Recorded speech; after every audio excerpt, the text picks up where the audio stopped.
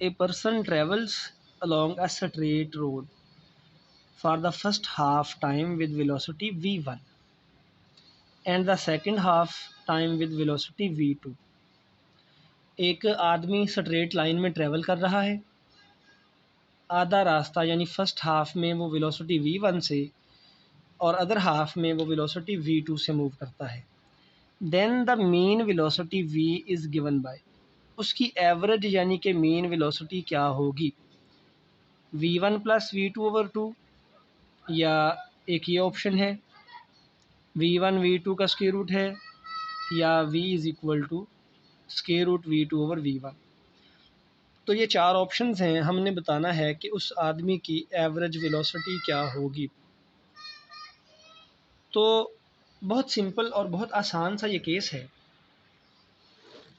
एक आदमी straight line में ट्रेवल कर रहा है, तो हम फ़र्ज़ करते हैं कि वो पॉइंट ए से पॉइंट बी तक जा रहा है, टोटल फासला उसका ए से बी तक है। स्टेटमेंट के मुताबिक फ़र्स्ट हाफ़ तक उसकी वेलोसिटी है v1 और अदर हाफ़ में उसकी वेलोसिटी बन जाती है v2। हम फ़र्ज़ कर लेते हैं कि फ़र्स्ट हाफ़ में उसको टाइम लगता है t1, सॉरी हम टाइम को t ही कह लेते हैं सिंपल, बल्कि t1 कह लें, ये है t1, सिंपल लिख लें जी, t लिख लें और t लिख लें। टोटल टाइम उसको लग रहा है 2t, ये हम नोट कर लेते हैं। हमने फ़र्ज़ कर लिया टोटल टाइम लग रहा 2t के इक्वल, पहले हाफ़ में टाइम t है और अदर हाफ़ में t है, सेम टाइम है। एक में वेलोसिटी v1 है और दूसरे हाफ़ में वेलोसिटी v2 है। तो एक तो बहुत सिंपल मेथड है एवरेज वेलोसिटी मालूम करने का कि दोनों वेलोसिटीज़ को ऐड करें और 2 पे डिवाइड कर दें, तो इस तरह से हम एवरेज वेलोसिटी निकाल लेंगे। लेकिन हमने इस मेथड से सॉल्व किया तो भी आंसर ठीक आएगा, लेकिन हम एक और मेथड देखते हैं। ये तो आसान था, लेकिन अगर एक कॉम्प्लिकेटेड सा केस हो तो आपने हमेशा ये मेथड अडॉप्ट करना है हर दफ़ा हल करने में। हम लिख लेते हैं डिस्प्लेसमेंट इन फर्स्ट हाफ।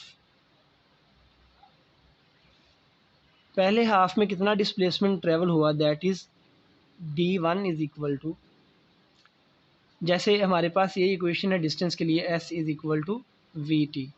तो इस इक्वेशन के मुताबिक फ़र्स्ट हाफ में डिस्प्लेसमेंट होगा d1 is equal to velocity v1 और टाइम है t। और सेकंड हाफ में डिस्प्लेसमेंट क्या होगा वो भी नोट कर लेते हैं, डिस्प्लेसमेंट इन सेकंड हाफ।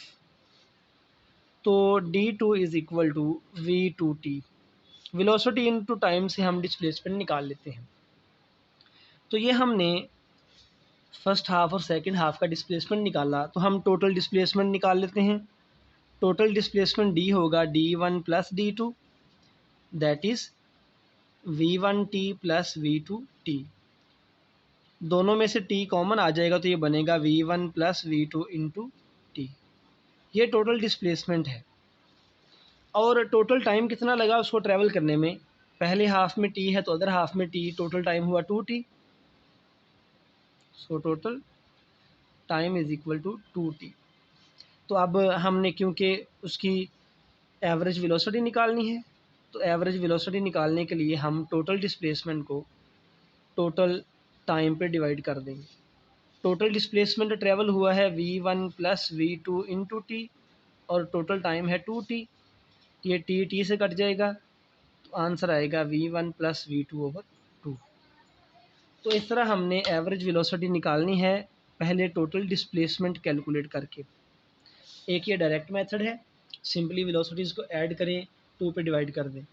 और एक ये है कि पहले हम एक हाफ़ में डिस्प्लेसमेंट निकाल लेंगे, दूसरे हाफ़ का निकाल लेंगे, फिर देखेंगे टोटल डिस्प्लेसमेंट कितना है, टोटल टाइम कितना है, और टोटल डिस्प्लेसमेंट और टोटल टाइम को डिवाइड करके हम एवरेज वेलोसिटी कैलकुलेट कर लेंगे। तो आपने, ये तो सिंपल केस था, इसके अलावा और केसेस हों तो आपने इसी मेथड से वेलोसिटी कैलकुलेट करनी है।